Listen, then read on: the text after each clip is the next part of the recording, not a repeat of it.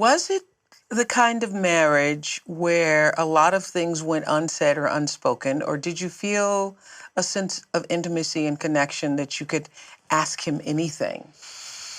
I honestly can tell you that it was every sense a normal marriage, and everything was spoken. And in the middle of the night, if he needed to wake up and tell me and bounce something off me and wake me up and want to talk, or if there was trouble, or Was he if it having was trouble great. sleeping then?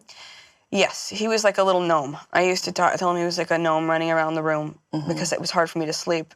A lot of times I couldn't sleep either if he wasn't sleeping. So I just hear him piddling, and it was a bit endearing. But then, and I didn't mind it. But he did have a hard time sleeping. Yes.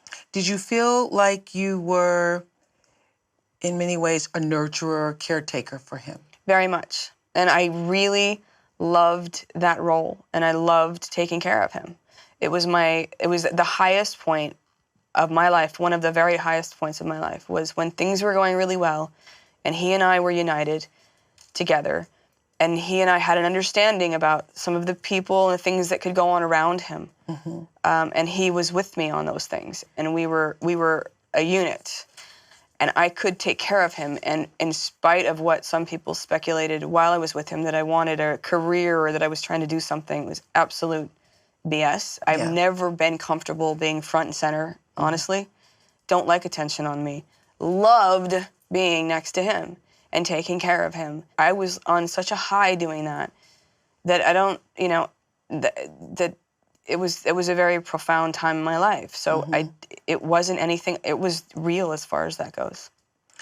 I heard you said to the producers that being with him was some of the highest highs for you, as you just described, and also the lowest lows. Yes. What was the lowest low?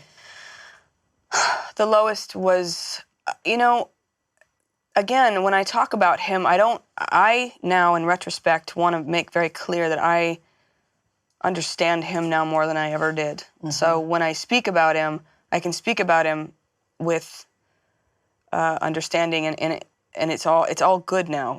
For some reason, I don't know what happens when someone passes away, and this is what's come of it. But I've come to have all this love again and understanding for him, and I don't know why it had to take all that to have this happen. That upsets me a bit, but.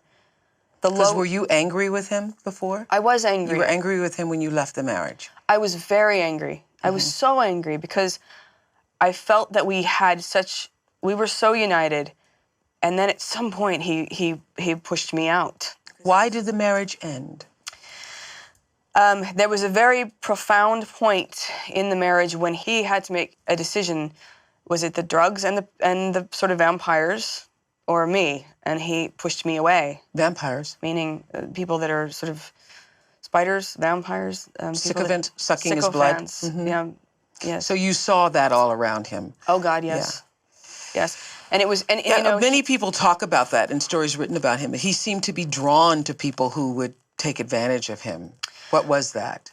The one thing that correlates with Michael and with my father on this subject is that they had the luxury of creating whatever reality around them they wanted to create. They could have the kinds of people who were going to go with their program or not go with their program. And if they weren't, then they could be disposed of.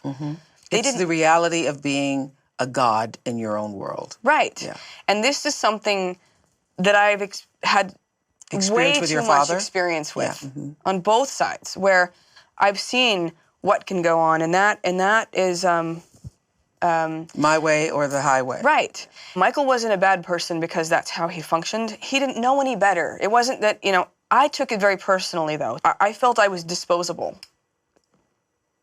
And it was the same with my father. Sometimes I sit and I think, there have been times when I've been angry at the people around him. Why didn't you stop him? Why didn't you say something? Well, because if you did, you were out. It's very simple.